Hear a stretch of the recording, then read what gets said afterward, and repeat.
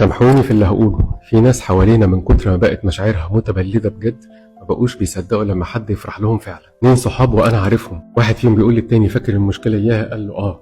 حصل فيها ايه؟ قال له الحمد لله خلصت وتمت على خير. فالتاني فرح قوي، انا شايفه بعينيا فرح له قوي من قلبه، وبيقول له ان شاء الله اللي جاي هيبقى كله كويس والحمد لله ان ربنا كتب لك الخير. الغريبة ان هو بص له باستنكار غير عادي وكأنه مش مصدق ان هو فرح له. انا لو معرفهمش هما الاتنين ما كنتش هتكلم، بس للأسف اللي أنا شفت بعينيا إن في واحد بيحاسب على فاتورة أفكار واحد تاني خالص. حد فعلا ممكن يكون بيفكر بطريقة سليمة يحاسب على نية واحد تاني للأسف مش سليمة خالص زيه.